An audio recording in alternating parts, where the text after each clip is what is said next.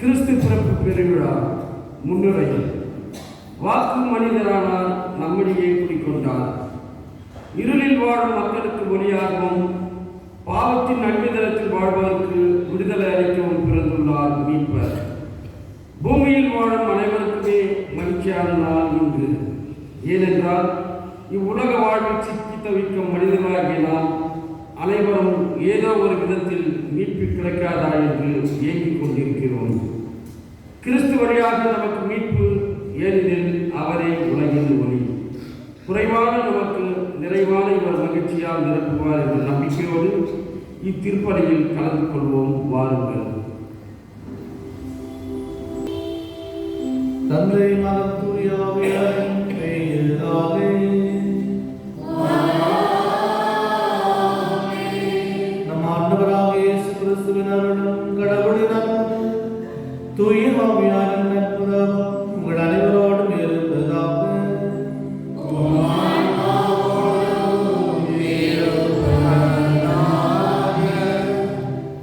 இயேசுவில் அன்புக்குரிய சகோதர சகோதரிகளே, உங்கள் அனைவருக்கும் இயேசு கிறிஸ்துவினுடைய பிறப்பின் விழாவினுடைய வாழ்த்துக்களை தெரிவித்துக் கொள்கின்றேன். Happy Christmas to all of you.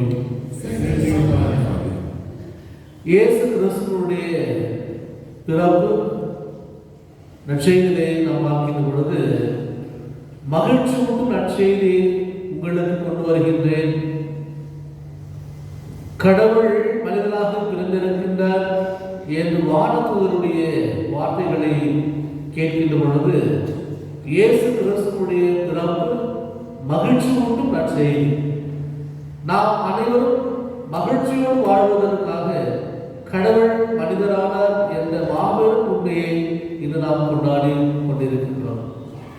ஆக இது ஒரு நாள் மட்டும் நாம் சந்தோஷமாக கொண்டாடக்கூடிய விழாவாக, மாறாக ஒவ்வொரு நாளும் இயேசு எனக்காக பிறந்தார், இயேசு எனக்காக வந்திருக்கின்றார், இயேசு எனக்காக மனிதரானார், கடவுள் என் மீது அன்பு கொண்டார் என்ற மாபெரும் உண்மையை உணர்ந்து நாம் வாழ்க்கையில் வரக்கூடிய பல தடைகளை தாண்டி மகிழ்ச்சியோடு வாழ வேண்டும் என்ற உண்மையை உணர்ந்து வாழ்வதற்கான விழாவாக இதை கொண்டாட வேண்டும்.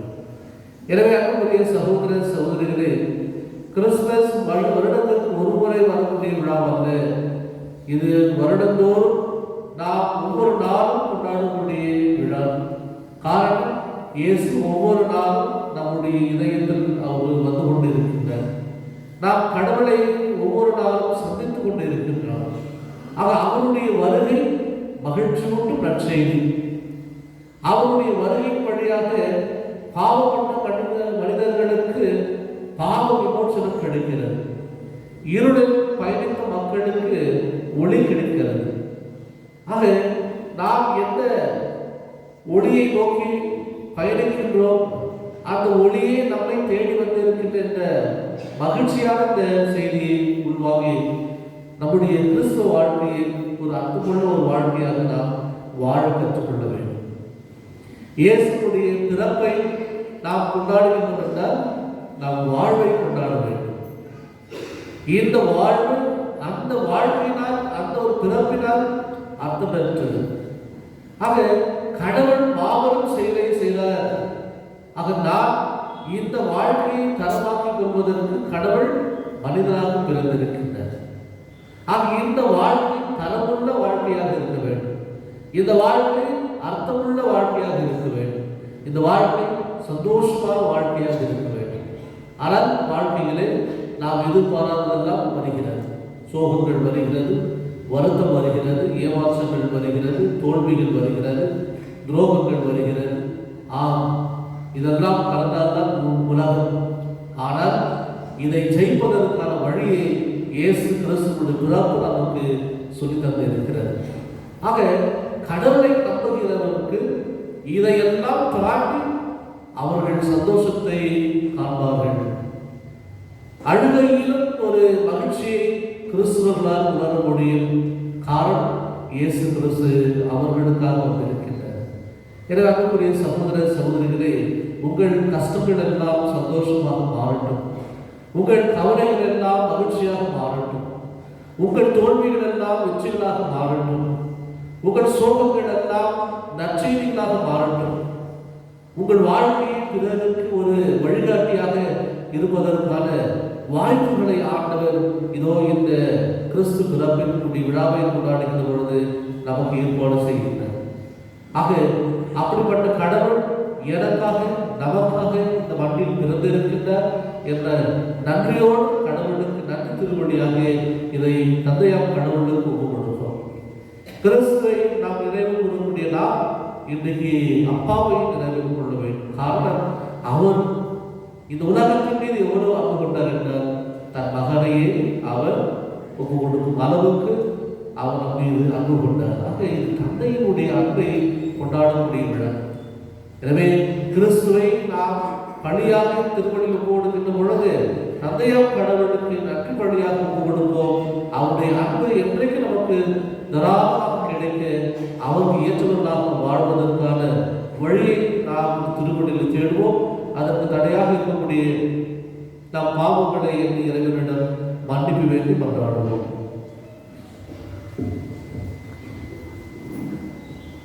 எல்லாம் வல்ல இறைவனிடம்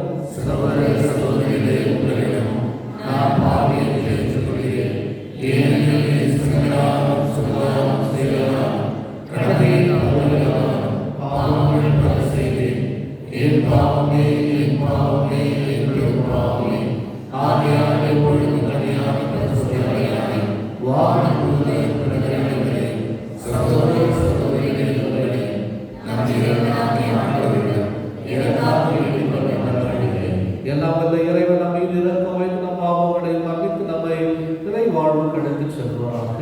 ஆமென்.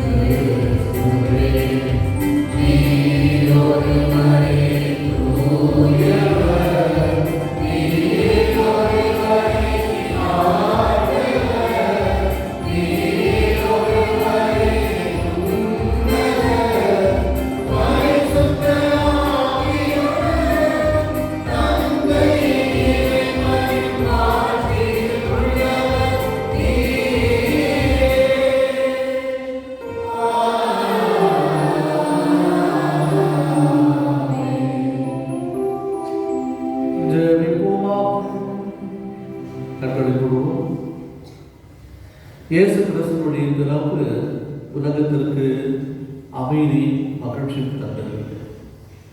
உலக அமைதிக்காக இத்திருப்பலியை நாம் ஒவ்வொருக்கும் உலகத்தில் பல நாடுகளிலே போர்கள் நடந்து கொண்டிருக்கின்றன. குடும்பங்களிலே இயேசு பிறந்து அமைதியின் அரசராக இருந்திருக்க அவரிடம் நம் குடும்பங்களை ஒவ்வொருக்கும் எத்தனை குடும்பங்களை அமைதியை தொலைத்து அமைதிக்காக நாமும் ஜெபிக்கக்கூடிய நிலையில் அவர்கள் இருக்கிறார்கள். ஆண்டவரே, குடும்பத்தில் அமைதி பிறக்க செய்யும் இந்த கிறிஸ்துமஸ் விழாவிலே குடும்ப ஒற்றுமைக்காக நாம் ஜெபிப்போம். இயேசு பிறந்தார், அவர் நம்மை இணைப்பதற்காக. ஆக சிதறிப்போன குடும்பங்கள், குழப்பம் நிறைந்த கணவன் மனைவியுடைய உறவுகள், ஆண்டவருடைய பிறப்பு அவர்களுடைய உறவை சீர்படுத்தி ஒற்றுமையை குடும்பத்திற்குள் ஆண்டவர் கொடுக்க நாம் செபிப்போம். நல் மனதோருக்கு அமைதி என்று சொன்ன கடவுள் ஒவ்வொரு மனிதனுடைய எண்ணங்களும் நல்ல எண்ணங்களாக இருக்க வேண்டும். நல்ல எண்ணங்கள் நல்ல சிந்தனைக்கான வழி, நல்ல சிந்தனைகள் நற்செயல்களுக்கான வழி. உலகத்திலே தீமை இருக்கின்றது என்றால் மனிதர்களுடைய எண்ணங்கள் தவறாக இருக்கின்றது.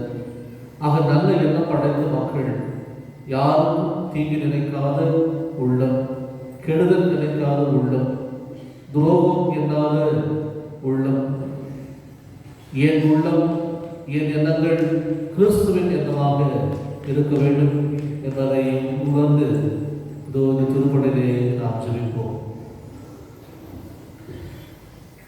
இறைவா, மனித தன்மையின் மாண்பினை வியத்தகு முறையில் படைத்து அதிலும் வியத்தகு முறையில் சீர்படுத்தினே எங்களது மனித இயல்பில் பங்கு கொள்ள அருள் கூர்ந்து அவரது இறை இயல்பில் நாங்கள் பங்கு பெற அருள் புரிவீராக. ஒவ்வொரு தூயாவேறு ஒன்றை இறைவராய் என்று வாழ்ந்து ஆட்சி செய்தவர் வழியாக உண்மை கொண்டாடுகின்றோம்.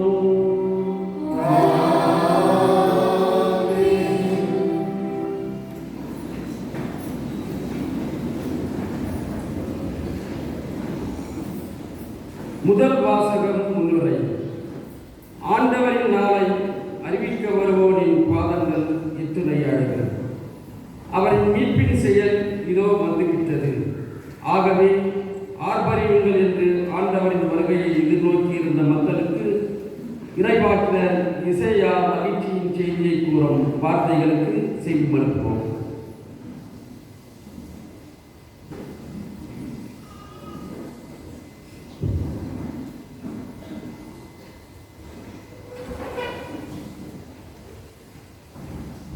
இறைவாக்கினர் இசையா நூலிலிருந்து வாசகம்.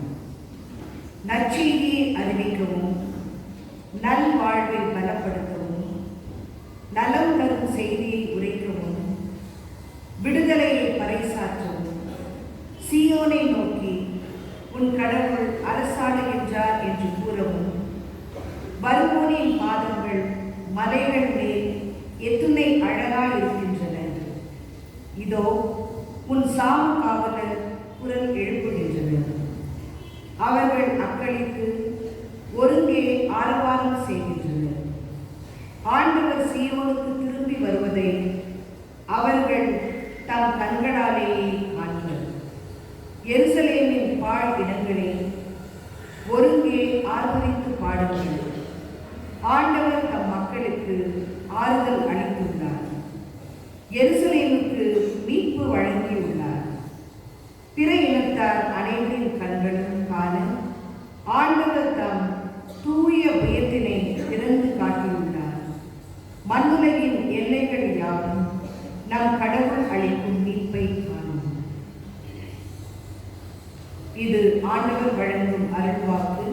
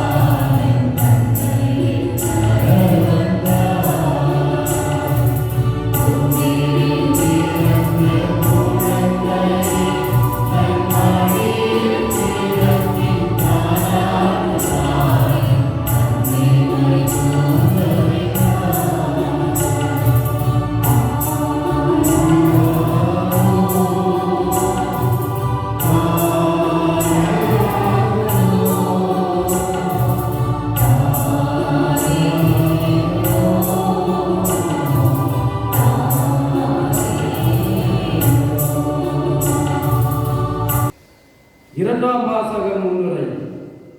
கடவுள் தம் மக்களிடம் பல வழிகளில் பேசியுள்ளார். இறுதியாக இவ்வுலகின் மீது தான் வைத்திருக்கும் அன்பை காட்ட தம் ஒரே மகன் கிறிஸ்து வழியாக பேசியுள்ளார். இவரே எல்லோரையும் விட மேன்மை மிக்கவர். இவரை வானதூதர்கள் அனைவரும் வழிபடுவார்கள் என்று உரைக்கும் இவ்வாசகத்திற்கு செவிமடுப்போம்.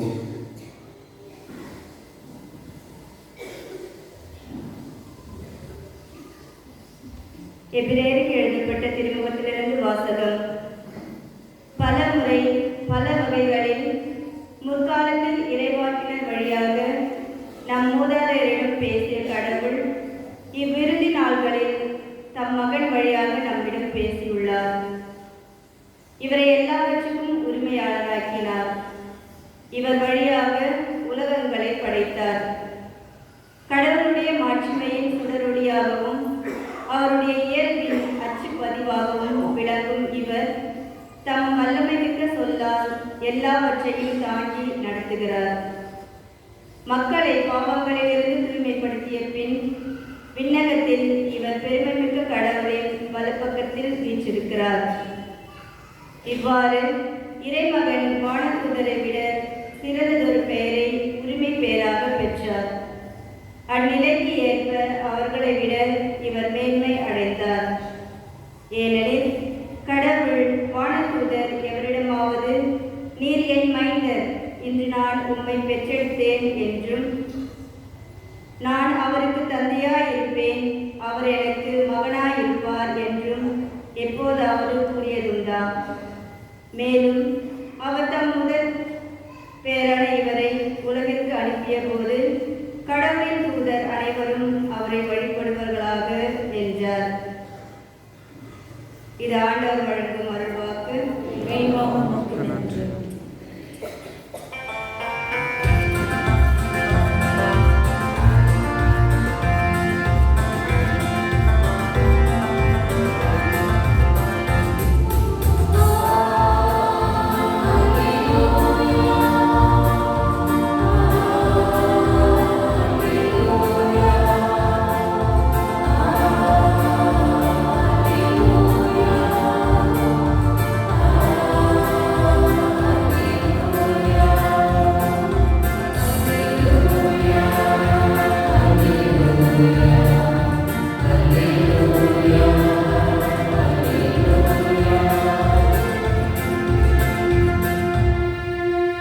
பெரும் மகிழ்ச்சியூட்டும் நற்செய்தியை உங்களுக்கு அறிவிக்கிறேன் என்று ஆண்டவராகிய மெசியா என்னும் மீட்பர் நமக்காக பிறந்திருக்கிறார். பிறந்தது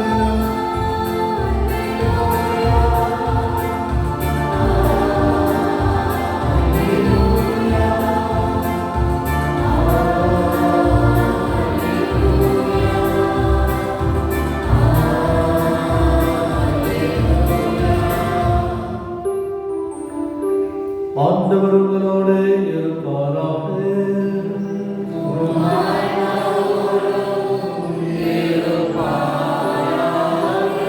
யோவான் எழுதிய தூய நற்செய்தியிலிருந்து வாசகம்.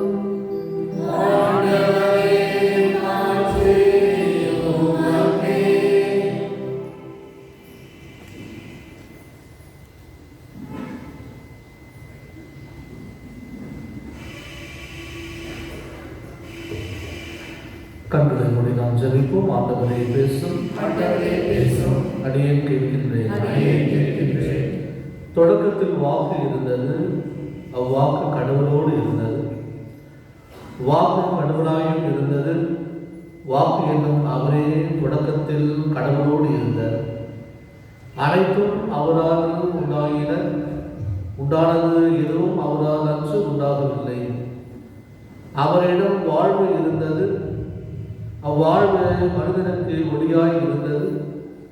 அந்த ஒளி இருளில் ஒளித்தது, இருள் அதன் மேல் வெற்றி கொள்ளவில்லை. அனைத்து மனிதரையும் ஒளிவிக்கும் உண்மையான ஒளி உலகிற்கு வந்து கொண்டிருந்தது. ஒளியான அவர் உலகில் இருந்தார். உலகு அவரால் தான் உண்டானது, ஆனால் உலகு அவரை அறிந்து கொள்ளவில்லை. அவர் தமக்குரியவரிடம் வந்தார். அவருக்கு உரியவர்கள் அவரை ஏற்றுக்கொள்ளவில்லை. அவரிடம் நம்பிக்கை கொண்டு அவரை ஏற்றுக்கொண்ட ஒவ்வொருவருக்கும் அவர் கடவுளின் பிள்ளைகள் ஆகும் உரிமையை அளித்தார். அவர்கள் இரத்தத்தினாலோ உடல் இச்சையினாலோ ஆண்மகன் விருப்பத்தினாலோ பிறந்தவர்கள் அல்ல, மாறாக கடவுளால் பிறந்தவர்கள். வாக்கு மனிதரானார், நம்மிடையே குடிகொண்டார். அவரது மாட்சியை நாங்கள் கண்டோம். அருளும் உண்மையும் நிறைந்தது விளங்கிய அவர் தந்தையின் ஒரே மகன் என்னும் நிலையில் இம்மாட்சியை பெற்றிருந்தார். இது வாழ்வதரும் கிறிஸ்து வழங்கும் நற்செய்தி.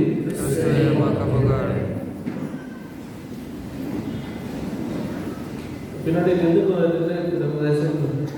நிறைய சேர் இருக்கு.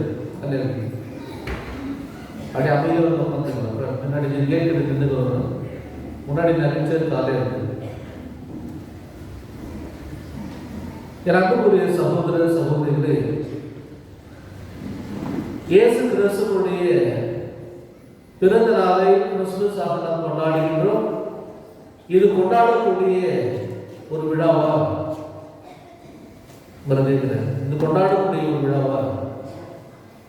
சந்தோஷமாக கொண்டாடக்கூடிய விழாவா? ஆடம்பரமாக கொண்டாடக்கூடிய விழாவா?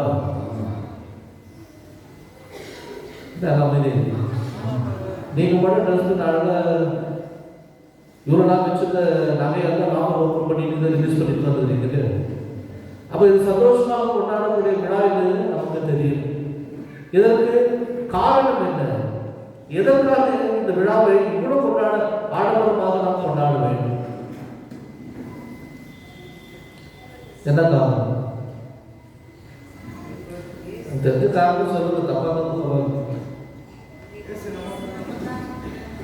கடவுள் மனிதனாக பிறந்தார். ஆக இதை இந்த உலகத்திலே யாரும் நினைத்து பார்க்காத ஒரு விஷயத்தை ஆண்டவர் செய்தார். அதுக்கு யாருக்காக செய்தார்? நமக்காக செய்தார். அது இதை ஆடம்பரமாக நாம் கொண்டாட வேண்டும். All the reason to celebrate. அப்பதானே எல்லா காரணமும் இருக்குது. கிறிஸ்துமஸ் விழாவை மிகப்பெரிய ஒரு விழாவாக கொண்டாடுவதற்கு எல்லா காரணமும் இருக்கிறது. ஆகவே உலகத்திலே ஏறக்குறைய ஒரு மாசமா இந்த விழாவை கொண்டாடி கொண்டு இருக்கின்றார். எந்த பண்டிகை இந்த அளவுக்கு பெரிய ஒரு விழாவாக கொண்டாடுவதை பார்த்ததே கிடையாது. கிறிஸ்துவர்கள் இயேசு கிறிஸ்துவின் பிறப்பை அந்த நாளை கொண்டாடுவதற்கு ஒரு மாதம் முழுமையாக அவர்கள் டிசம்பர் மாதம் முதல் நாளிலிருந்து ஆரம்பிக்கின்றார்கள். உலகத்தில் எல்லா மூலைகளிலும் இயேசு கிறிஸ்துவின் பிறப்பின் விழாவை ஒவ்வொரு நாளும் ஒவ்வொரு மூலை தெருக்களிலும் கொண்டாடி கொண்டிருக்கின்றார்கள். அவ்வளோ பெரிய விழா. ஏன் நம்முடைய பங்கில கூட ஒவ்வொரு வீட்டிற்கும் சென்று அவர்கள் கேரல்ஸ் பாடினார்கள். அதே நேரத்தில் பங்கிலே கிறிஸ்துமஸ் ட்ரீ கொண்டாடினார்கள். இதே போல் எல்லா பங்கிலும் நடந்து கொண்டிருக்கின்றார்கள். எத்தனை நிகழ்ச்சிகள் இந்த கிறிஸ்துமஸ் ஒட்டி நடக்கிறது. ஸ்கூல்ல கொண்டாடுகின்றார்கள். எவ்வளோ கொண்டாட்டங்கள், எத்தனை இடத்திலே ஆடம்பரமான விழாக்களை மனிதர்கள் இந்த கிறிஸ்துமஸை ஒட்டி கொண்டாடுகிறார்கள். ஆக இது கொண்டாடக்கூடிய விழா, அது தவறே கிடையாது. ஆகவே கிறிஸ்துமஸ் அன்னைக்கு பல விஷயங்கள் ரேட் ஏறிடும். நீங்க மார்க்கெட்டுக்கு போனீங்க, துணி ரேட் ஏறிட்டு இருக்கும். அப்பதானே அம்மாவா இல்லையா? சோகமா துணி வாங்கிட்டீங்களா இல்லையா? புது துணி வாங்கியிருப்பீங்க. ஆக மார்க்கெட் போனால் புது துணி எல்லாம் ரேட் ஏற்றிருக்கு. ஏன்னா விழாவை ஒட்டி அதிகமான லாபம் சம்பாதிக்க வேண்டும். அது பிஸ்னஸ் மைண்ட். இப்போ பூசை படிச்சு நிறைய பேர் ஆட்டையில் என்ன பண்ணுவாங்க, கறி கடைக்கு போவாங்க, மட்டன் வாங்க, சிக்கன் வாங்க, இது எல்லாம் வாங்குவீங்க, ஃபிஷ் வாங்குவீங்க. அங்கே போனால் கூட ரேட் ஏறிட்டு இருக்கீங்க. நார்மல் ரேட் இருக்குது, ஸ்பெஷல் ரேட் கொண்டு இருக்கோம். ஆக அன்புக்குரிய சகோதர சகோதரிகளே, இந்த விழாவை கொண்டாடுவதற்கு எவ்வளோ ஆடம்பரமாக கொண்டாட முடியும் அந்த அளவு ஆடம்பரத்தை நாம் கொண்டு வந்து விட்டோம். ஆக இந்த ஆடம்பரங்களை பார்க்கின்ற பொழுது மற்றவர்களுக்கும் இது ஒரு பெரிய ஒரு லாபத்தை தரக்கூடிய ஒரு விழா. ஆகவேதான் வேற எந்த பண்டிகைக்கும் இவ்வளவு பெரிய ஒரு மவுசு கிடைக்குமான்னு தெரியாது. ஆனால் கிறிஸ்துமஸ் கொண்டுதான் அது பிசினஸாக இருந்தாலும் அவர்களுக்கும் சந்தோஷம் தான். ஆகவே அன்பான சகோதர சகோதரிகளே, இது கொண்டாடக்கூடிய விழா. இதற்கான 1000 காரணங்கள் நமக்கு இருக்கின்றது. ஆனால் இன்றைக்கு இந்த கொண்டாட்டங்கள் எல்லாம் இயேசு கிறிஸ்துவை நாம் மையத்தில் வைத்து கொண்டாடுகின்றோமா என்ற ஒரு கேள்வி வந்தால் அது எந்த அளவுக்கு உண்மையாக நாம் பதில் சொல்ல முடியும் என்ற கேள்வி நமக்கு இருக்கிறது. இயேசு கிறிஸ்துவை மையப்படுத்தி நாம் கொண்டாட வேண்டும் என்றால் நம் கொண்டாட்டங்கள் அதற்கான ஒரு தகுதியை பெற்றுக்கொள்ள வேண்டும். இயேசுடைய பிறப்பின் விழாவை கொண்டாடுகின்றோம். ஆனால் இயேசுவை ஒரு காரணமாக வைத்து நாம் ஒரு விழாவை கொண்டாடுகின்றோம். இதுதான் இன்றைக்கு மாறிவிட்டு வரக்கூடிய ஒரு தவறான செயல். ஆகவே இயேசு நம்முடைய கொண்டாட்டத்திற்கு காரணம். ஆனால் இன்றைக்கு இயேசு நாம் கொண்டாடுவதற்கு ஒரு வாய்ப்பாக நாம் பயன்படுத்திக் கொள்ளக்கூடாது. ஆகவே அன்பான சகோதர சகோதரிகளே, இந்த விழாவை ஆக்கப்பூர்வமாக நாம் கொண்டாட வேண்டும். இதை நாம் உணர்ந்து நாம் கொண்டாட வேண்டும். எதற்காக இதை இவ்வளவு பெரிய விழாவாக நாம் கொண்டாட வேண்டும் என்றால், மனித வரலாற்றிலே யாரும் செய்ய முடியாததை கடவுள் நமக்காக செய்து காட்டினார். அவர் மனிதனாக பிறந்தார். எப்படி பிறந்தார்? ஒரு குழந்தையாக பிறந்தார். ஒரு குழந்தை என்று சொல்கின்ற பொழுது அந்த குழந்தை தன் மதம் சார்ந்து வாழ்ந்த நிலையில் இல்லை, சுயமாக சிந்திக்கக்கூடிய நிலையில் இல்லை, சுயமாக வாழக்கூடிய நிலையில் இல்லை. எந்த அளவுக்கு கடவுள் தன்னை குறைத்து நமக்காக அவர் இறங்கினார் என்றால், படைக்கப்பட்ட மனிதர்களை சார்ந்து வாழக்கூடிய நிலையிலே கடவுள் தன்னையை குறைத்து கொண்டார். சில பேர் கை குழந்தையோடு வந்து இருக்கிறீங்க இல்லையா? அந்த குழந்தைய நீங்க தான் தாங்கி முடிக்கணும். அந்த குழந்தை ஒன்றா நடக்குமா? நடக்காது. அந்த குழந்தைக்கு பசிச்சு அழுந்தாக்க அதுவாக இருந்து பால் பிடிக்குமா? பிடிக்காது. நீங்க தான் பால் ஊட்டணும். அந்த குழந்தைக்கு பசிச்சு நீங்க தான் சாப்பாடு ஊட்டணும். அந்த குழந்தைக்கு டாய்லெட் போறோம் அழுக முடியும். நீங்க தான் எல்லாமே செய்யணும். இதுதான் ஒரு குழந்தையினுடைய உண்மை நிலை. அந்த குழந்தை பெற்றோர்களை 100% சார்ந்து வாழ்கிறது. தான் வாழ்வதற்கு தன் பெற்றோர்களை சார்ந்து இருக்கின்றது, மற்றவர்களை சார்ந்து இருக்கின்றது. ஆக அந்த நிலையிலே கடவுள் நமக்காக இறங்கி வந்தார். அதுதான் நாம் சிந்திக்க வேண்டியது. வல்லமை படைத்த கடவுள், சர்வ அதிகாரத்தை படைத்த கடவுள், எல்லா சக்தியும் தனக்குள் வைத்த கடவுள், வார்த்தையின் வழியாக உலகத்தை படைத்த கடவுள், ஒரு சாதாரண களிமண்ணுக்கு தன்னுடைய சுவாசத்தின் வழியாக உயிர் கொடுத்த கடவுள் இன்றைக்கு படைக்கப்பட்ட மனிதனின் கையில் ஒரு குழந்தையாக அவர் இருக்கின்றார். தன்னுடைய நிலையில் எந்த ஒரு சக்தியும் இல்லாமல், எந்த ஒரு மனம் இல்லாமல், சுய சிந்தனை இல்லாமல் அந்த குழந்தை தன் பெற்றோர்கள் கையிலே சார்ந்து வாழக்கூடிய நிலையிலே கடவுள் நமக்காக தன்னையை குறைத்து கொண்டார். இந்த உலகத்திலே கடவுள் செய்ய முடியாததை, எந்த கடவுள் செய்ய முடியாததை நம் ஆண்டவராகிய கடவுள் நமக்காக செய்திருக்கின்றார். ஆக இதை நாம் எவ்வளவு பெரிய விழாவாக கொண்டாட வேண்டும். இந்த கடவுள் என்னை படைத்த, என்னை போல் இந்த உலகத்தில் அனைத்தையும் படைத்த அப்படிப்பட்ட கடவுளை நான் தான் தாக்கி பிடிக்க வேண்டும், நான் தான் நடக்க சொல்லித்தர வேண்டும், நான் தான் பேச சொல்லித்தர வேண்டும், நான் தான் சாப்பாடு எப்படி சாப்பிட சொல்லித்தர வேண்டும். இப்படி கடவுள் மனிதனாக பிறந்த இயேசு தான் தன்னுடைய ஞானத்தை வளர்த்து கொள்வதற்கும் தன்னுடைய பழக்கங்களை வளர்த்து கொள்வதற்கும் தன் பெற்றோர்களை சார்ந்துதான் வாழ்ந்தார்.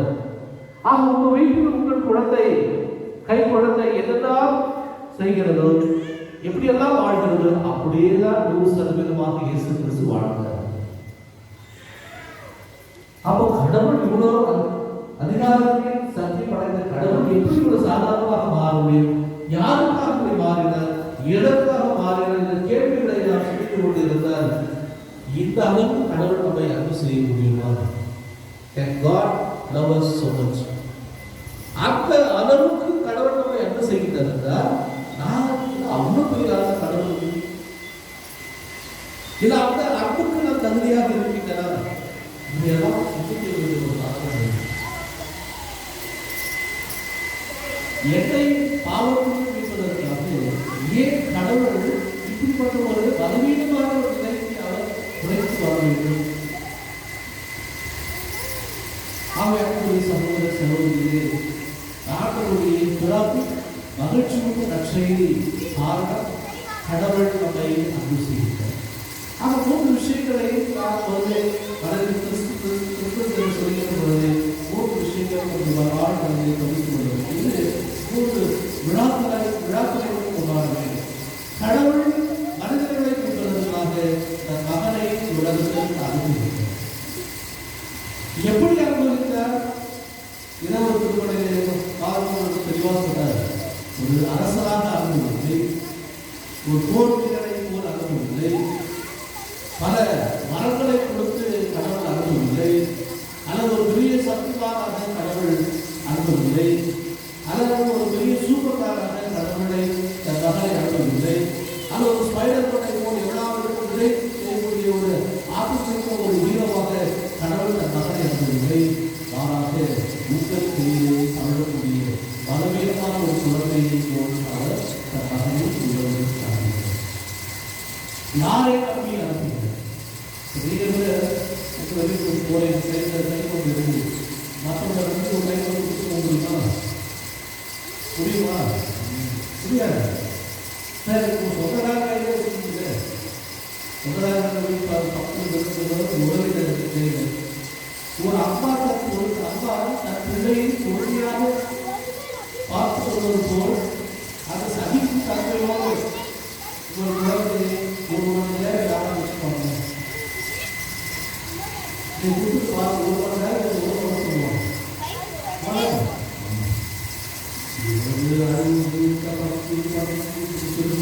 அந்த குழந்தைய 1 மணி நேரம் வச்சுக்கிறாங்க. சுத்தமாக கஷ்டப்படுறாங்க. அப்படிப்பட்ட நிலையிலே கடவுள் இந்த உலகத்தில் யாரை பற்றி தன் மகனை அனுப்புகிறார்? ஆகவே அவர் தேர்ந்தெடுத்த ஒரு தாயை அனுப்புகிறார். அந்த அன்னை மரியாள் இந்த மகனை பெற்றெடுத்து இந்த உலகத்திலே ஒரு புதிய ஒரு உலகத்தை படைப்பதற்காக புது படைப்பாளராக மரியாதை உருவாக்குகிறார். ஆகவே அன்புடைய சகோதரர் சொல்றேன், இதுதான் உலக வரலாற்றிலே மனிதனுடைய அறிவுக்கு கிட்டாத ஒரு செயல். ஏன் கடவுள் இப்படிப்பட்ட நிலையில் தன் மகளை அனுப்ப வேண்டும்? எவ்வளவுதான் நீங்க தனி ஒழிச்சு யோசித்து பார்த்தாலும் அதற்கு பதில் கிடையாது. கடைசியில் ஒரே ஒரு தான் சொல்ல முடியும், அவர் நம்மை அன்பு செய்கிறார். அது ஒன்றுதான் பதில். கடவுள் நிலைத்திருந்தால் எப்படிப்பட்ட வழியில் 1000 வழிகளில் நம்மை மீட்டிருக்கலாம். ஆனால் இப்படிதான் மனிதர்களை மீட்க வேண்டும் என்று அவர் தீர்மானித்தார். ஆகவே தன் மகனை ஒரு பலவீனமான நிலையிலே இந்த உலகத்தை அனுப்புகிறார். ஆகவே கடவுள் உங்களை போல் என்னை போல் மனித வாழ்க்கையிலே வரக்கூடிய எல்லா துன்பங்களையும் அவர் பார்த்தார். எப்படி பார்த்தார்? அவருடைய குழந்தை பருவத்திலிருந்து எல்லா கஷ்டத்தையும் பார்த்தார். ஒரு குழந்தை எப்படி ஏற்றுக்க முடியாமல் அழுகிறது, பேச முடியாமல் எப்படி துடிக்கிறது, பசிக்காக எப்படி ஏங்குகிறது, பசியின் கொடுமையில எப்படி அழுகிறது, அல்லது ஒரு காய்ச்சல் எப்படி துடிக்கிறது, அதை போல் அனைத்தையும் இயேசு கிறிஸ்து ஏற்றுக்கொண்டார். யாருக்காக ஏற்றுக்கொண்டார்? உங்களுக்காகவும் எனக்காகவும் ஆண்டவர் ஏற்றுக்கொண்டார். ஆக கடவுள் சாதாரண மனிதனுடைய துன்பங்களிலே பங்கு கொண்டு தருவதே. God participated in the even the ordinary suffering. சாதாரண துன்பத்தை கூட கடவுள் உங்களுக்காக எனக்காக விட்டு கொடுக்கவில்லை, அதையும் ஏற்றுக்கொண்டார். அந்த நிலையிலே கூட ஆண்டவர் மனிதனுடைய வாழ்க்கையிலே ஒரு அங்கமாக மாறுவதற்கும் மனிதனுடைய துன்பத்திலே பங்கு கொள்வதற்கும் கடவுள் முழுமையாக தயாராக இருந்தார். அதுதான் இந்த கிறிஸ்துமஸ் உடைய மாபெரும் செய்தி. அவன் கடவுளை பார்த்து சொல்ல முடியாது, என் கஷ்டத்துக்கு புரியலையான்னு சொல்ல முடியாது, என் வேதனைக்கு புரியலையான்னு சொல்ல முடியாது, என் நோய்க்கு புரியலையான்னு சொல்ல முடியாது, என் வைபவத்துக்கு புரியலையான்னு சொல்ல முடியாது, என் தலைவனுக்கு புரியலையான்னு சொல்ல முடியாது. ஏன்னா அவரே எல்லாத்தையும் அனுபவித்தார். ஏதோ ஒரு 30 வயசு உட்கார்ந்தலை மாறாக தாயின் வயிற்றிலே 10 மாசம் இருந்தார்.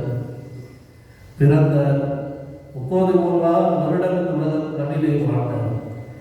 ஆகவே அன்புடைய சகோதர சகோதரிகளே, மனித வாழ்க்கை வரக்கூடிய எல்லா துன்பங்களிலும் ஆண்டவர் பங்குகொள்கின்றார். ஆகவே கடவுள் தன் மகனை மனிதனுடைய துன்பங்களிலும் பங்கு கொள்வதற்கும் மனிதனுடைய சந்தோஷத்திலும் பங்கு கொள்வதற்கும் அவர்களோடு ஒன்றாக இணைந்து வாழ்வதற்கும் அவர் தன் மகனை அனுப்புகின்றார்.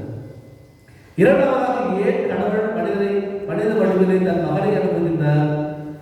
இறை தன்மையை கொண்ட கடவுள் மனித நிலையிலே இறங்கி வந்து அந்த இறை சுவாபத்தோடு வாழ்கின்றார். இயேசு கிறிஸ்து 100% மனிதனாக வாழ்ந்து 100% கடவுளாக இருந்தார். இந்த இரண்டு சுவாபத்தை அவரிடம் பிரிக்க முடியவில்லை. ஏன் பிரிக்க முடியவில்லை? அவர் மனித நிலையிலும் இறை தன்மை கொண்டவர்களாக மனிதன் வாழ முடியும். எப்படி ஆதாமுடைய பாவம் மனிதனுடைய வாழ்வில் இருக்கக்கூடிய இறை தன்மை அழித்ததோ, அதை மீண்டும் புதுப்பிப்பதாக புதிய ஆதாரமாக கடவுள் தன் மகனை அனுப்புகின்றார். அவர் இறை தன்மையை மனிதனுடைய சுபாவத்தை மனித நிலையிலே இறங்கி வந்து மனிதனாக தன்னையே அவர் வாழ்வதற்காக தன்னை அர்ப்பணித்து மனிதர்கள் இறை தன்மையை படிப்படியாக பெற்றுக்கொள்ள முடியும், புனித தன்மையை படிப்படியாக பெற்றுக்கொள்ள முடியும், அவர்களும் இறைவனோடு இணைய முடியும் என்பதை சுட்டிக்காட்டுவதற்காக கடவுள் மனிதனாக இருக்கின்றார். அவர் மனிதனாக பிறந்து எப்படி கடவுளாக கடவுளுடைய நிலைக்கு அல்லது கடவுளுடைய தன்மையிலே இணைவதற்கு எப்படி முடியும் என்ற சாத்தியத்தை கடவுள் இயேசு கிறிஸ்து வழியாக வாழ்ந்து காட்டினார். சாதாரண மனிதன், பாவம் நிறைந்த மனிதன், அடிமை நிலையில் இருக்கக்கூடிய மனிதன், பாவத்திற்கு அடிமையான மனிதன், ஆழமுடைய பாவத்தின் வழியாக தோல்வியை ஏற்றுக்கொண்ட மனிதன், வீழ்ச்சியை ஏற்றுக்கொண்ட மனிதன், இறை தன்மையை கொண்டு இறைவோடு சேர்ந்து வாழ்வதற்கான சாத்தியக்கோளை கடவுள் தன் மகன் வழியாக மனித குலத்தில் கொடுக்கின்றார். என் மகனை உங்களை போல் அனுப்புகின்றேன், என் மகன் என்னை போல் உங்களை மாற்றுவார் என்ற நம்பிக்கை. இயேசு கிறிஸ்து நாம் சாதாரண மனிதனாகினால் ஆதாமுடைய பாவத்திலே அடிபட்டதால் பாவத்திற்கு அடிமையாகினால் கடவுளுடைய பிள்ளைகளாக பேச்சினை பெறுவதற்கு அவரை போல் வாழ்ந்தால், அவருடைய வாழ்க்கையை பின்பற்றி அவர் மீது நம்பிக்கை கொண்டால் நாமும் அவரோடு இணைந்து வாழ்ந்து இறை தன்மையை நம்மால் அடைய முடியும். சாதாரணமாக சொல்லப்போனால் மனிதர்களை தெய்வங்களாக மாற்ற தெய்வம் மனிதனாக மாறியது. இதைதான் சொல்கின்றேன்.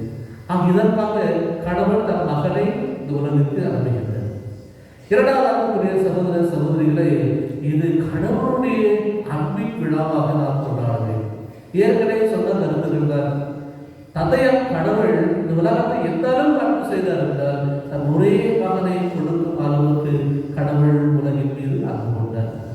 அந்த அன்பை பெறுவதற்கு நாம் என்ன செய்வோம்?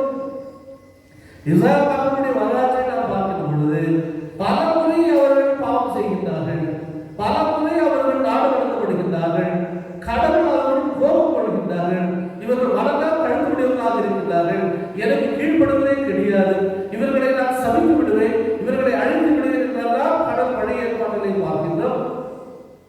ஆபிரகாம் காலத்திலே நடக்கிறது, நோவாவின் காலத்திலே அழிவு நடக்கிறது. வாக்களிக்கப்பட்ட நாடு வருவது கூட எத்தனை பாவங்கள் இஸ்ராயேல் மக்கள் செய்கின்றார்கள். நாடு கொடுக்கப்பட்ட பிறகும் அவர்கள் கடவுளுக்கு விரோதமாக நடக்கின்றார்கள். இப்படி நேர்மையற்ற ஒரு மனைவி எப்படி தொடர்ந்து பாவம் செய்கின்றார்கள், அதே போல் இஸ்ராயேல் மக்கள் கடவுளுக்கு உண்மையாக இல்லாமல் பல முறை அவர்கள் கடலை விட்டு விலகி போய் பாவம் விழுகின்றார்கள்.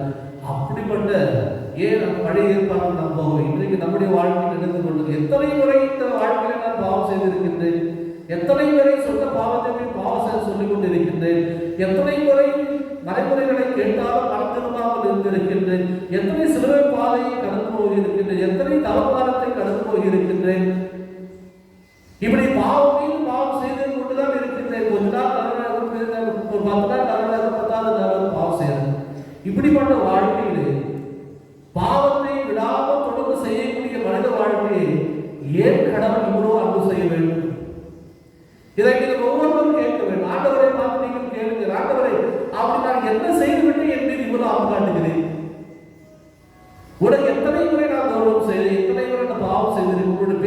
கேட்காமல் நான் நடக்கின்றேன், உன் விருப்பத்தை புரிந்து கொள்ளாமல் வாழ்ந்து கொண்டிருக்கின்றேன், கோபப்படுகின்றேன், நல்ல வார்த்தை பேசாமல் இருக்கின்றேன், எல்லாரும் காயப்படுத்துகின்றேன், பூசைக்கு நான் வருவதே கிடையாது.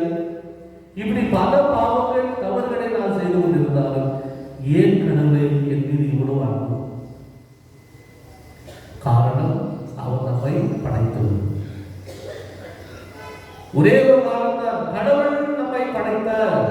தான் படைக்கப்பட்ட ஒரு உயிர் அழிந்து போக கூடாது என்பதை இயேசு கிறிஸ்து வழியாக இயேசு தெளிவாக சொல்கின்றார். தான் படைக்கப்பட்ட ஒரு உயிர் கூட தொலைந்து போக கூடாது என்பதற்காக அவர்களை நிலை வாழ்வுக்கு அழைத்து செல்வதே என் தந்தையுடைய விருப்பம் என்று இயேசு கிறிஸ்து தெளிவாக சொல்கின்றார். ஆக கடவுளுடைய சாயலாக படைக்கப்பட்ட நாம் பாவத்திலே என்றைக்கும் விழுந்து போகக்கூடாது. அது கடவுளுக்கு பெரிய தோல்வி. என் சாயலாக படைக்கப்பட்ட ஒருவன் எப்படி பாவத்திலே தொடர்ந்து இருக்க முடியும்? அப்படி என்று கடவுளை தோற்கடிப்பதற்காக சாத்தான் நம்மை பாவத்தில் விட செய்கின்றார். ஆனால் கடவுள் தான் படைக்கப்பட்ட ஒரு உயிர் அழிந்து போகக்கூடாது என்பதை அவர் கண்டு கருத்துமாக இருக்கின்றார். ஆகவே தன் மகனை இந்த உலகத்திற்கு அனுப்பினால் மட்டும்தான் இது சாத்தியமாகும் என்பதை கடவுள் ஒரு நிலையிலே புரிந்து கொண்டார். ஆகவே அதை செய்வதற்கு ஆண்டவர் ஒரு பொழுதும் தயங்கவில்லை.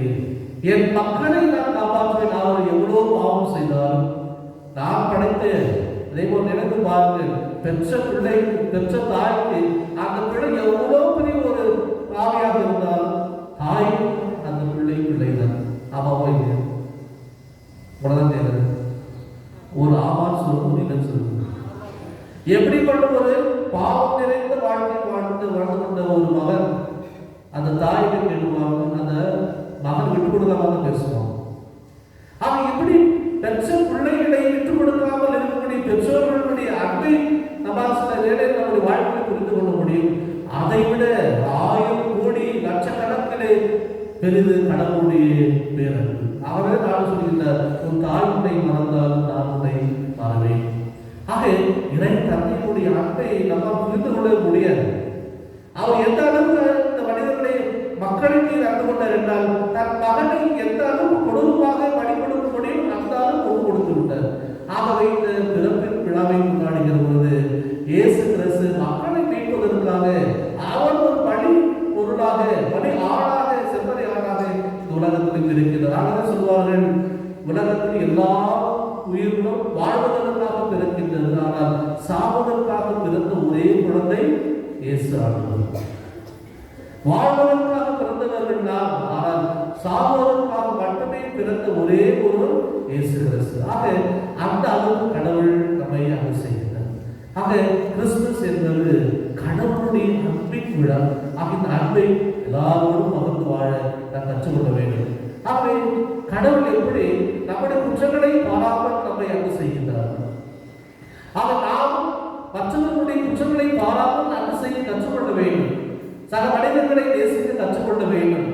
அவருடைய குறைபாடுகளை எல்லாம் மன்னிக்கிறார், பெருந்தன்மையோடு நடந்து கொள்ள வேண்டும். இதுதான் இயேசு ஆண்டவர் நமக்கு கற்றுத் தருகிறார். மூன்றாவது அன்புக்குரியவர்களே, இது இம்மானுவேல் கடவுளுடைய விழா. It's a feast of Emmanuel. கடவுள் நம்மோடு. இம்மானுவேல் என்றால் என்ன பொருள்? கடவுள். எல்லாம் சேர்ந்து சொல்லுங்க, இம்மானுவேல் என்றால் கடவுள் நம்மோடு இருக்கிறார். நீங்க நம்புறீங்களா? கடவுள் உங்களோடு இருக்கிறார் நீங்க நம்புறீங்களா? எவ்வளவு நம்புறீங்க?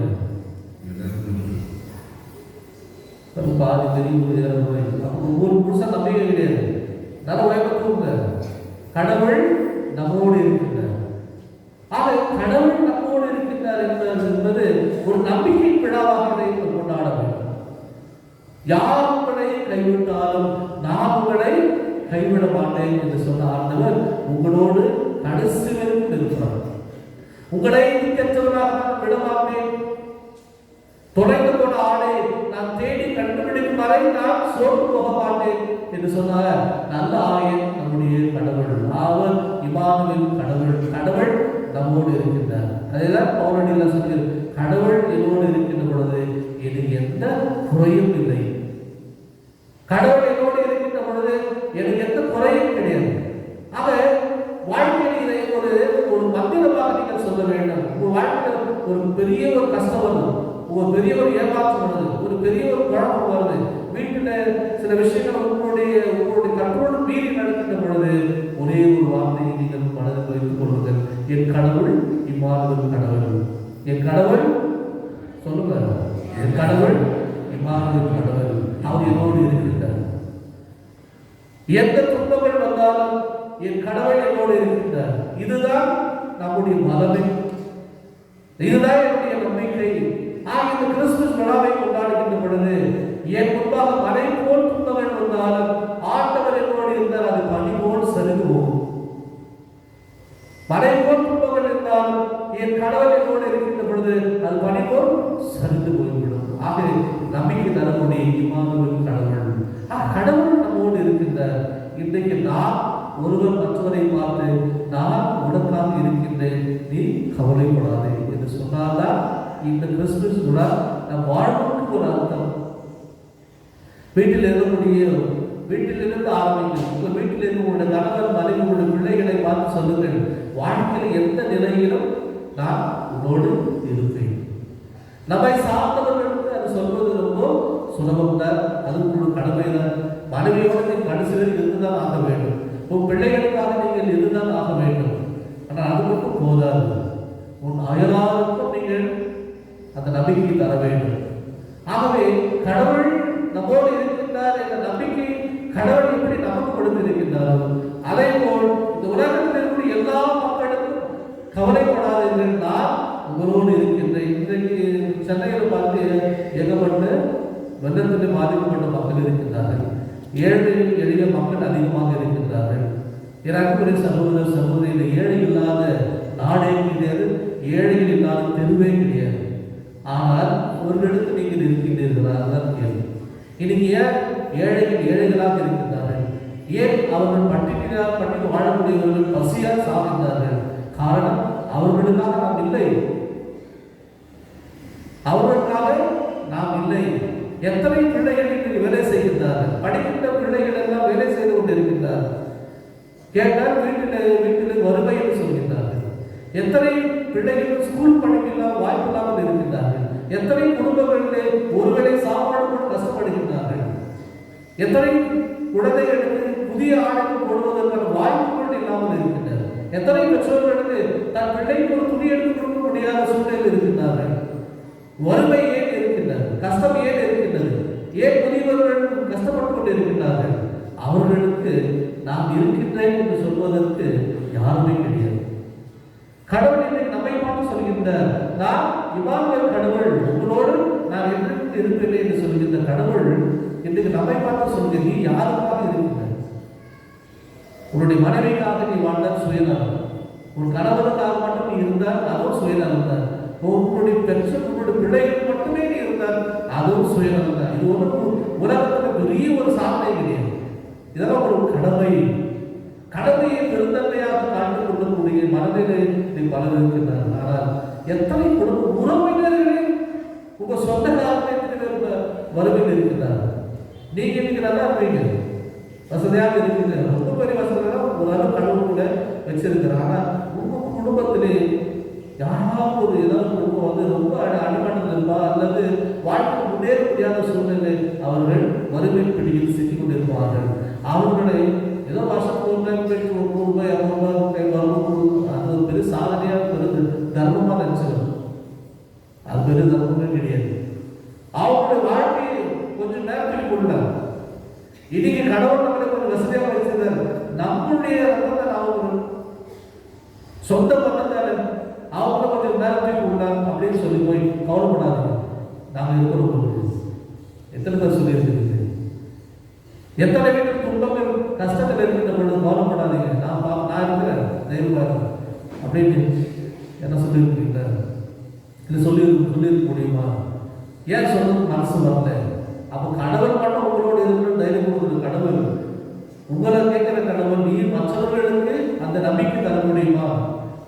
அது செய்தால்தான் கிறிஸ்துமஸை நாம் முழுமையாக காண முடியும். எனவே சகோதர சகோதரிகளை, வாழ்க்கையை இந்த கிறிஸ்துமஸ் விழாவை உண்மையாக கொண்டாட வேண்டும் என்றார். கடவுள் எப்படி உண்மையாக இந்த வாழ்க்கையில் வந்தார்? அவர் கற்பனை கிடையாது. God is not a fiction.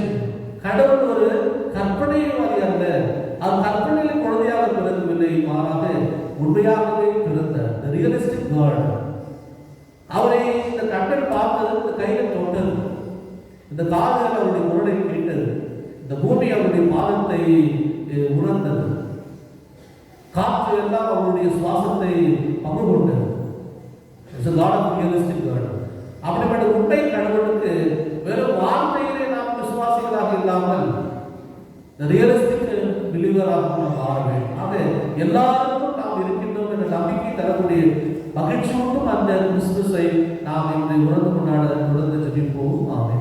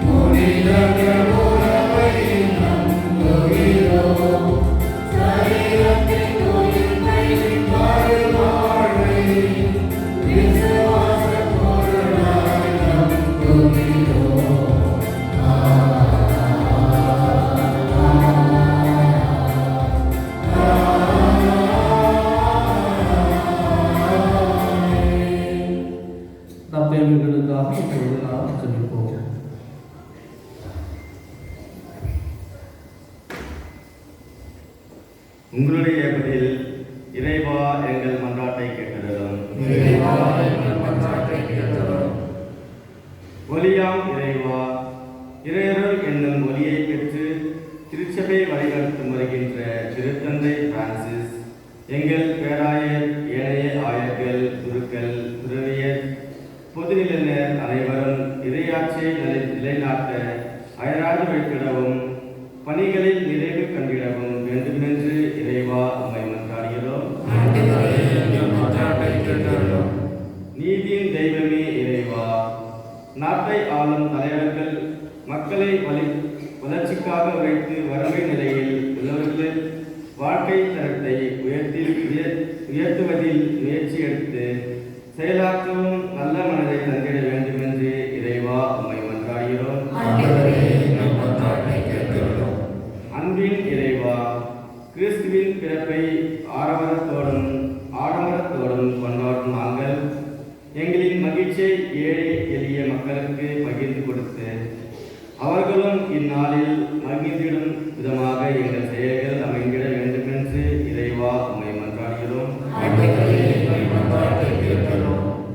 இரக்கத்தின் இறைவா, இன்றைய திருவிழா தரும் மகிழ்ச்சியை உணர முடியாமல் பாவங்களிலும் துன்பங்களிலும் சேர்ந்து விழும் தங்களை அழித்துக் கொள்ளும் மக்கள் மீது உமது இரக்கத்தை பொழிந்து மீண்டுமாக அவர்கள் புதுவாழ்வு பெற்றிட வேண்டும் என்று இறைவா உம்மை மன்றாடுகிறோம்.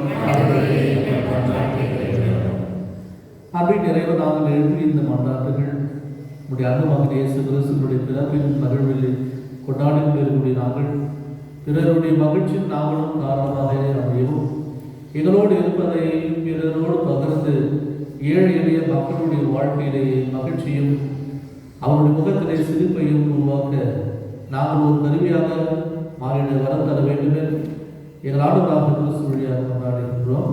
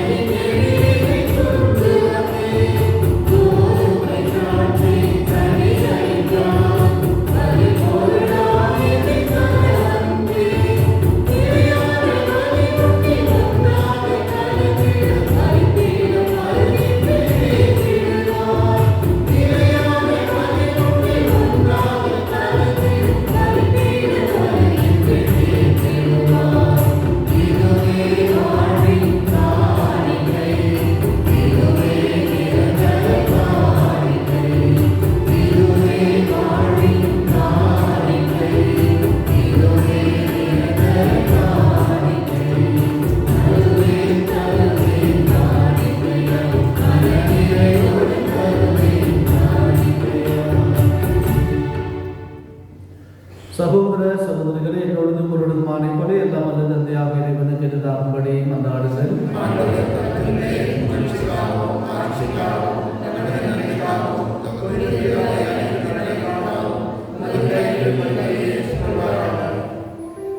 ஆண்டவரே, இன்றைய பெருவிழாவின் காணிக்கைகளிலிருந்து வெளிப்படும் உமது மாண்பின் மன்னிப்பு எம்மை உம்மோடு ஒப்புரவாக்கி முழுமையான இறை வாழ்வோடு எங்களை இட்டு செல்வதாக. எனவே காணிக்கைகளை உமக்கு ஏற்புடையதாக விளங்க செய்வீராக. எங்கள் ஆண்டவராக கிறிஸ்து வழியாக உம்மை மன்றாடுகின்றோம். ஆண்டவர் உங்களோடு இருப்பாராக.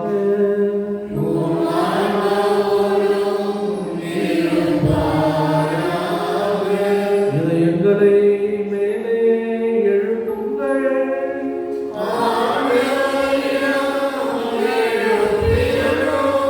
இறைவனாகிய ஆண்டவருக்கு நன்றி கூறுவோம்.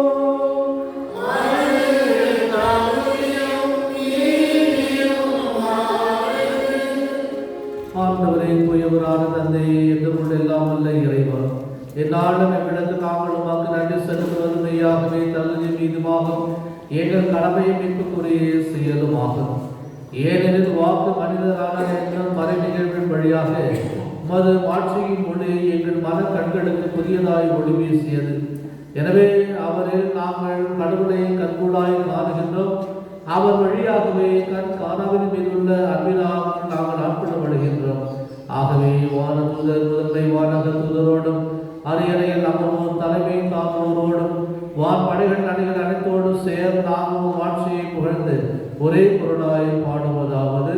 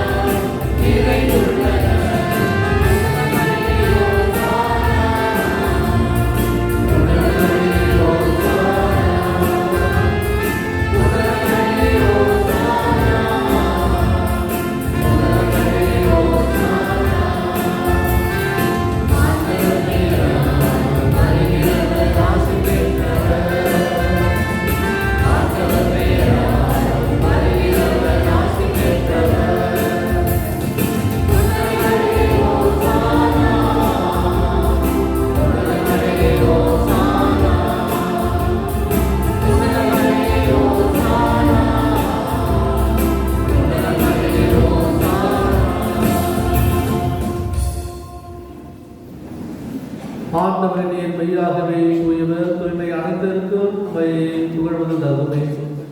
எனவே திருமகனாக எங்கள் ஆண்டவர் இயேசு கிறிஸ்து வழியாக தூய ஆவியாரின் செயலாற்றலால் அனைத்தையும் உய்வித்து தூய்மைப்படுத்துகிறேன். கதிரவன் தோன்றி மறையும் வரை உமது பெயரை தூய காணிக்கையாக கொடுக்குமாறு உமக்காக மக்களை இடையராக ஒன்று சேர்த்து வருகிறேன். எனவே ஆண்டவரே, உமக்கு அர்ப்பணிக்க நாங்கள் கொண்டு வந்துள்ள காணிக்கைகளை அதே ஆவியாரும் தூய்மைப்படுத்த உம்மை தாழ்வுடன் கொண்டாடுகின்றோம். இவ்வாறு திருமகனாக எங்கள் ஆண்டவர் இயேசு கிறிஸ்துவின் உடலாகவும் இரத்தமாகவும் இது மாறுபடுவாக. அவர் பணிந்தவாறே மறை நிகழ்வுகளை கொண்டாடுகின்றோம். ஏனெனில் அவர் காட்டி கொடுக்கப்பட்ட இரவில் அப்பத்தை எடுத்து உமக்கு நன்றி செலுத்தி ஆசி வழங்கி அதை பிட்டு நாம் சீடர்களுக்கு அளித்து அவர் கூறியதாவது: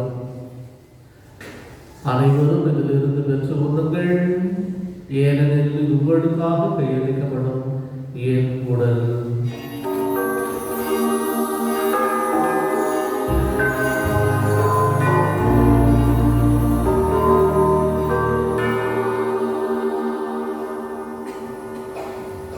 அவ்வண்ணமே இரவு இருந்தை அருந்திய பின் கிண்ணத்தையும் எடுத்து மீண்டும் உமக்கு நன்றி கூறி ஆசி வழங்கி அதை நம் சீடர்களுக்கு அளித்து அவர் கூறியதாவது: அனைவரும் இதிலிருந்து பெற்று பருகுங்கள், ஏனெனில் இது புதிய நிலையான உடன்படிக்கைக்குரிய இரத்தத்தின் கிண்ணம்.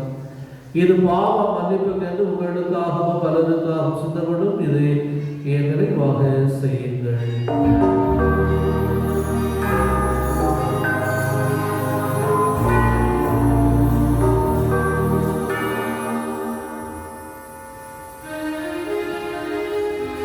நம்பிக்கையின் மறைபொருள்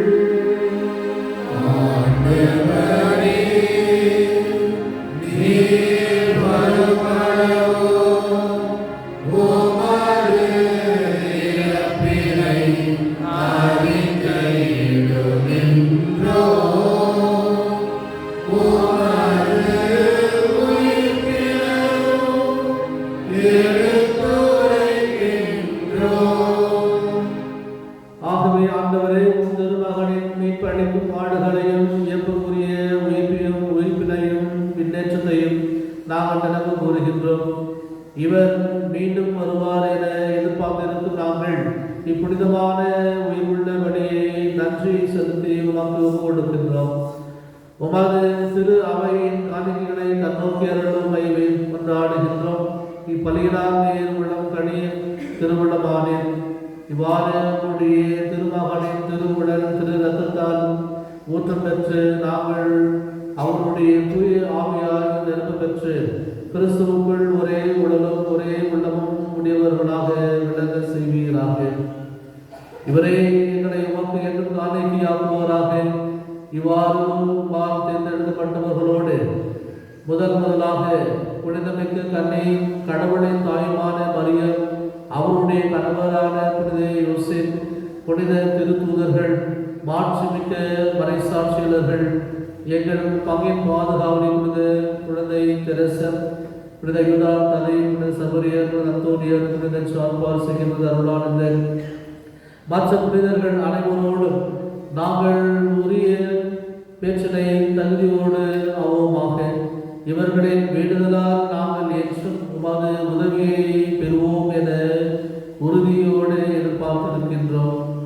ஆண்டவரே, எங்களை உமோடு ஒப்புருவாக்கும்படி உலகமெல்லாம் அமைதியும் மீட்பும் தர வேண்டும் என மன்றாடுகின்றோம்.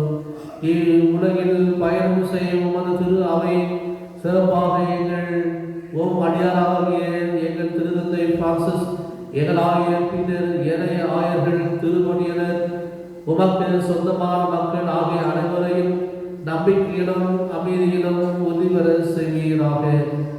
நேர் விரும்பியபடி திருமுன் நிற்கின்ற இக்குடும்பத்தின் விடுதலுக்கு கனிவுடன் செவிசாய் தருடும். கனிவுள்ள தந்தையை ஏகம் சிதறந்திருக்கும் உடைய பிள்ளைகளை கனிவுடன் ஓடு சேர்த்து கொள்ளும். இறந்து போன எங்கள் சகோதர சகோதரிகளை உமக்கு உகந்தவர்களாய் வாழ்ந்து உலகை விட்டு சென்ற அனைவரையும் உமது ஆட்சியில் கனிவுடன் ஏற்றருளும். நாங்களும் அங்கு வந்து சேர்ந்து அவர்களோடும் அது ஆட்சியினால் என்றும் மன நிறைவு அடைவோம் என எங்கள் ஆண்டவராக கிறிஸ்து வழியாக எதிர்நோக்கி இருக்கின்றோம். அவர் வழியாகவே நீர் உலகுக்கு எல்லா நன்மைகளையும் வழங்குகின்றேன்.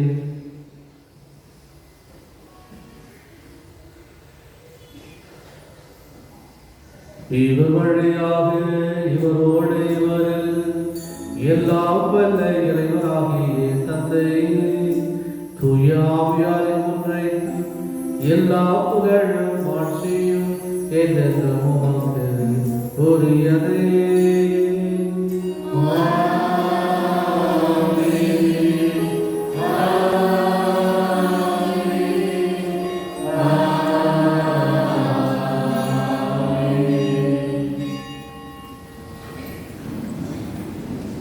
நம் ஆண்டவர் இயேசு கிறிஸ்து நமக்கு கற்பித்த ஜெபத்தை நம்பிக்கையோடு சேர்ந்து சொல்வோம்.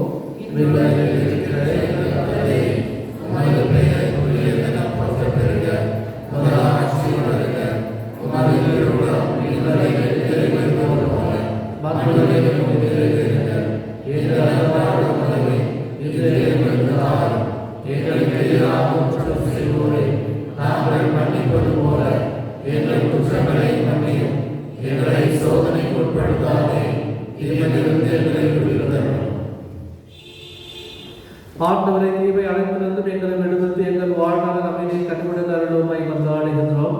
உமது இரக்கத்தின் உதவியால் நாங்கள் பாவத்திலிருந்து இப்போது விடுதலை பெற்று யாவது கலக்கம் என்று நலமாய் இருப்போமாக. நாங்கள் எதிர்நோக்கி இருக்கும் பேரின்பத்திற்காகவும் எமைப்பராக இயேசு கிறிஸ்துவின் வருகைக்காகவும் காத்திருக்கின்றோம். ஆண்டவரே இயேசு கிறிஸ்துவை அமைதி உங்களுக்கு விட்டு செல்கின்றேன், என் அமைதி உங்களுக்கு அளிக்கின்றேன் என்றும் திருத்தூதர்களுக்கு மொழிகிறேன். எங்கள் பாவங்களை பாராமல் உமது திரு அவையின் நம்பிக்கையை கண்ணோக்கி உமது திருவுலகில் ஏற்பதற்கு அமைதி ஒற்றுமை மனிதருள்வீராக. என்றென்று வாழ்ந்து ஆட்சி செய்கின்றவர் நீரே. ஆண்டவருடைய சமாதானம் என்று உங்களோடு இருப்பதாக. ஒருவருக்கு ஒருவர் சமாதானத்தை அறிவித்துக் கொள்வோம்.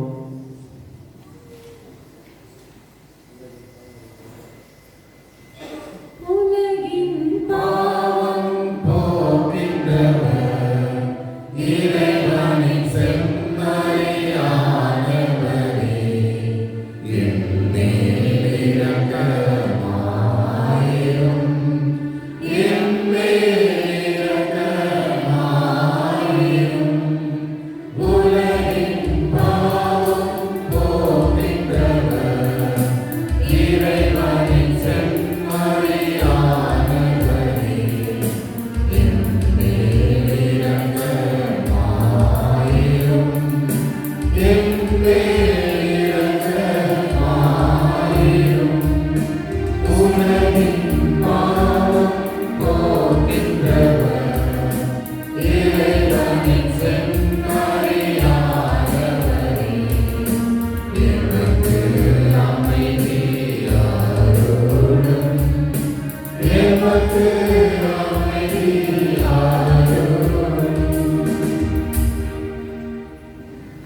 இதோ இறைவனின் செம்மறிவரே உலகின் பாவங்களை போக்குகின்றவர் செம்மரம் திருவிருந்து கழிக்கப்பட்டு நாம் பெயர் பெற்றோர்.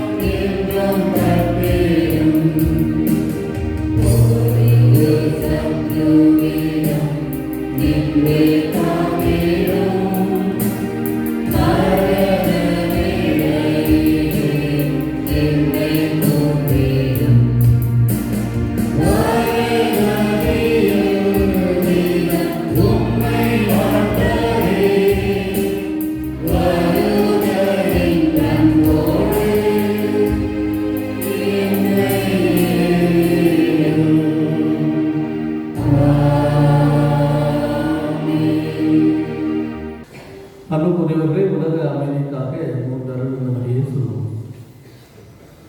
அருள் நிறைந்த மரியே வாழ்க, ஆண்டவர் உடனே பெற்றெடுத்த ஆசீர்வதிக்கப்பட்டவளே, உம்முடைய திருவயிற்றின் கனியாகிய இயேசுவும் ஆசீர்வதிக்கப்பட்டவரே. அச்சிஷ்ட மரியாயே, சுரேசுடைய மாதாவே, பாவிகளாகிய எங்களுக்காக இப்பொழுதும் எங்கள் மரணத்தில் வேண்டிக் கொள்ளும். ஆமென். அருள் நிறைந்த மரியே வாழ்க, ஆண்டவர் உடனே பெற்றெடுத்த ஆசீர்வதிக்கப்பட்டவளே, உம்முடைய திருவயிற்றின் கனியாகிய இயேசுவும் ஆசீர்வதிக்கப்பட்டவரே. அச்சிஷ்ட மரியாயே, சுரேசுடைய மாதாவே, பாவிகளாகிய எங்களுக்காக இப்பொழுதும் எங்கள் மரணத்தில் வேண்டிக் கொள்ளும். ஆமென். அருள் நிறைந்த மரியே வாழ்க, ஆண்டவர் உடனே பெற்றெடுத்த ஆசீர்வதிக்கப்பட்டவளே, உம்முடைய திருவயிற்றின் கனியாகிய இயேசுவும் ஆசீர்வதிக்கப்பட்டவரே. அச்சிஷ்ட மரியாயே, சுரேசுடைய மாதாவே, பாவிகளாகிய எங்களுக்காக இப்பொழுதும் எங்கள் மரணத்தில் வேண்டிக் கொள்ளும். ஆமென். பிதாவுக்கும் சுதனுக்கும் பரிசுத்த ஆவிக்கும் மகிமை உண்டாவதாக.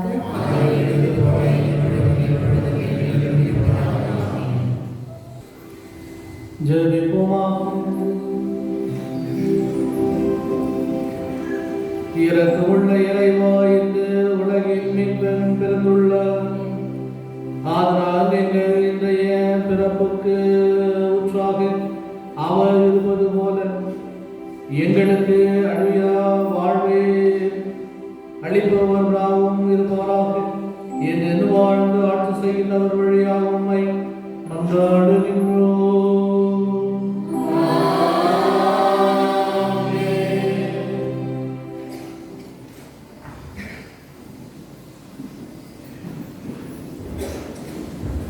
அறிவிப்புகள். சகோதர சகோதரிகளே, உங்கள் அனைவருக்கும் முதலாக பங்கு தந்தையின் சார்பாகவும் அருள் தந்தை பிரவீன் சார்பாகவும் என் சார்பாகவும் கிறிஸ்து பிறப்பு விழா வாழ்த்துக்களை தெரிவித்துக் கொள்கிறோம். Happy Christmas to you all. Okay, have a nice day. இன்று கிறிஸ்து பிறப்பு விழாவை விமரிசையாக கொண்டாடி மகிழ்ச்சியாக இருக்கும்படி கேட்டுக்கொள்கிறோம். அதன் பிறகு இன்று நமக்காக திருப்பணி நிறைவேற்றிய அருள் தந்தை பிரவீன்ராஜ் அவர்களுக்கு உங்கள் சார்பாகவும் என் சார்பாகவும் மனமார்ந்த நன்றியை தெரிவித்துக் கொள்கிறோம்.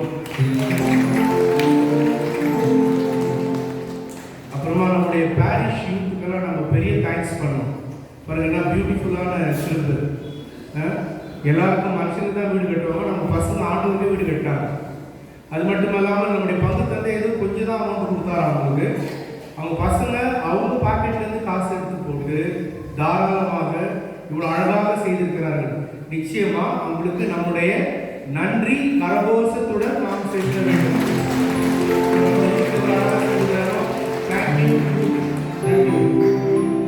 அப்புறம் நம்முடைய கொயர் எல்லாத்துக்கும் பாடுறாங்க, கல்யாணத்துக்கு பாடுறாங்க, சாவுக்கு பாடுறாங்க, டெய்லி பாடுறாங்க. ஆகவே நம்முடைய 2 choir, Tamil choir, English choir members அனைவருக்கும் எங்களுடைய மனமார்ந்த நன்றிகள். குறிப்பாக நம்ம வின்சென்ட் மியூசிஷியனு, எம்எஸ்வி, அதுக்கப்புறம் நம்ம ரூஃபஸ், இவர்களுக்கும் எங்களுடைய மனமார்ந்த நன்றி. அதன் பிறகு நம்ம கேரல் சிங்கிங் போயிருந்தோம்னா ஏரியா கவர் பண்ணோம். இதுக்கு முக்கியமாக உதவி செய்தவர்கள் parish council members, zonal leaders, அன்பியம் தலைவர்கள், லீஜியன் ஆஃப் மேரி மெம்பர்ஸ் மற்றும் ஒரு சிலர் உதவி செய்தார்கள். இவர் அனைவருக்கும் பங்கு தந்தை நன்றி தெரிவித்துக் கொள்கிறார். Thank you very much for all this members. அப்புறமா நம்ம 20ஆம் தேதி புதன்கிழமை நம்ம பங்கு கிறிஸ்துமஸ் விழா கொண்டாடணும். நிறைய பேர் மிஸ் பண்ணிட்டீங்க. ரொம்ப நல்லா இருந்தது. நம்முடைய கேட்டரிங் சில்ட்ரன் நிறைய ப்ரோக்ராம்லாம் வச்சு சூப்பராக பண்ணாங்க. அந்த நிகழ்ச்சி நல்லா இருக்கும். அதன் பிறகு சூப்பரான ஒரு பிரியாணி செய்து கொடுக்கப்பட்டது. அதை ஏற்பாடு செய்தவர் நம்முடைய செஃப் வில்லியம். Thank you William. அதன் பிறகு decoration, sound system, flower arrangement, alter service, நம்முடைய சாக்ரிஸ்டியன்ஸ், யூத்து அனைவருக்கும் மனமார்ந்த நன்றிகள்.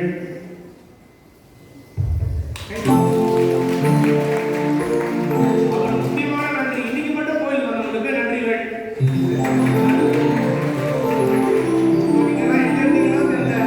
ரொம்ப சந்தோஷமா இருக்கு பார்க்கும்போது.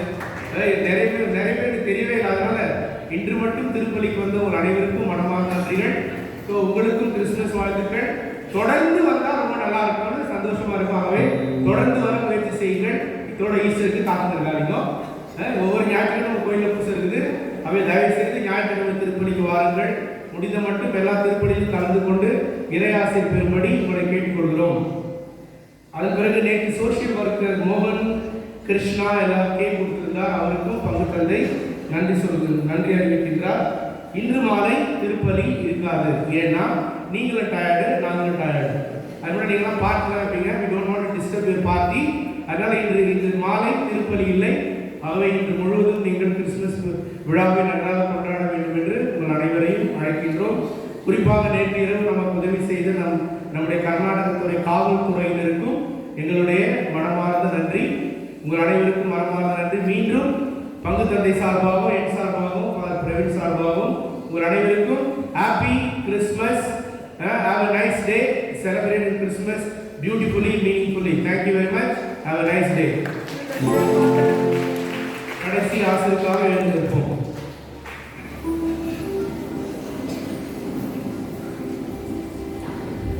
அன்பார்ந்தவர்களே, இன்றைக்கு இயேசு மட்டும் பிறக்கவில்லை, இன்னொருத்தரும் பிறந்தாங்க. யாரு? இயேசு மட்டும் பிறக்கவில்லை, மாதா கூட ஒரு தாயாக பிறந்த நாள். அவதான் ஒரு குழந்தை பெறுகின்ற போதுதான் ஒரு பெண் தாயாக மாறுகின்றனாக இன்றைக்கு மாதா தாய்மை பெற்ற ஒரு நாள். எனவே அன்னையினுடைய ஆசீர்வாதம், அவள் பெற்றெடுத்த இயேசு கிறிஸ்து நமக்கு பெரிய ஒரு வரம். இவர்களை நம்பி இவர்களை போல் வாழ நாம் தொடர்ந்து இந்த நாளை மகிழ்வோடு வைத்துக் கொள்வோம்.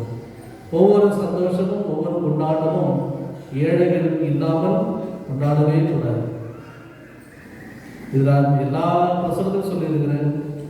ஏழைகளை ஒதுக்கி எந்த ஒரு ஆடம்பர கொண்டாட்டம் அது வீண், அது அர்த்தமற்ற விழாவாக மாறும். கிறிஸ்துமஸ் காலம் பகிர்வின் காலம் என்று எல்லாருக்கும் தெரியும். ஆக இன்றைக்கு நீங்கள் வீட்டில் எல்லாரும் வீட்டும் ஸ்பெஷலாக செய்வீங்க இல்லையா? எல்லாரும் வீட்டும் ஸ்பெஷல் தான் இருக்கும்.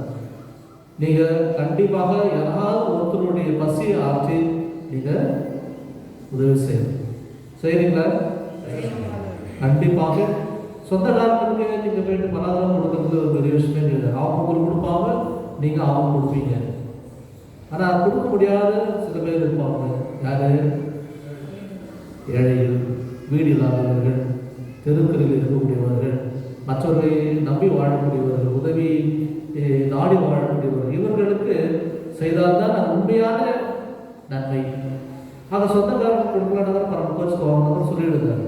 இந்த டைம் வந்து இல்லாதவங்களுக்கு கொடுக்க வேண்டும். சொந்தக்காரங்க கொடுங்க ஜாஸ்தி செஞ்சீங்கன்னா, ஆனால் கண்டிப்பாக ஒரு ஏழைக்கு உதவாமல் இந்த நாள் உங்களுக்கு போகவே கூடாது. அப்படி போயிடுச்சுனாக்கா இந்த கிறிஸ்துமஸ் உங்கள் வாழ்க்கையில் ஒரு வேஸ்ட் கிறிஸ்துமஸ். ஏன்னா இயேசுவே ஏழை தான் போனார். ஆகவே ஏழையை மனிதன் வைத்து வருவோம், அவர்களுக்கும் நம்மோடு இருப்பதை பகிர்ந்து வாழும்.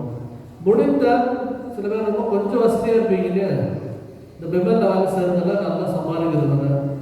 அதனால் முடிந்தால் ஏதாவது ஒரு குழந்தைங்க இந்த இருதயபுரம், ஈடி பிளாக், இந்த பகுதி, இந்த பக்கம் போடலாம், இந்த பக்கத்தில் பார்த்து நிறைய ஏழை குழந்தைங்க புது துணி கூட இல்லாமல் போகுது, பழைய துணி தான் போடணும்.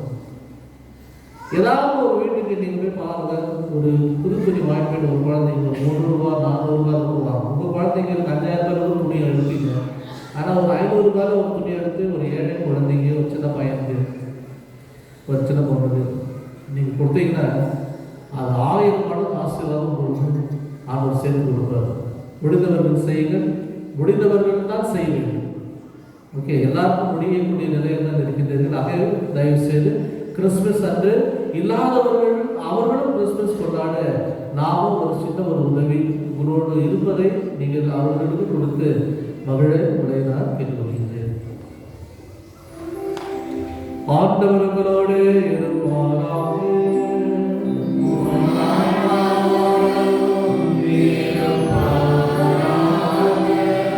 இறைவனின் ஆசீர்வாத தலைவர்கள். அளவற்ற நன்மையின் இறைவன் தாம் திருமகனின் மனித பிறப்பால் உலக இருளை அகற்றி அவரது மாட்சிமிகு பிறப்பால் புனிதமிக்க இந்நாளை ஒளிவித்தார். அவரும் உங்களிடமிருந்து பாவ இருளை அகற்றி நற்பண்புகளில் ஒளியால் உங்கள் இதயங்களை ஒளிர செய்வாராக.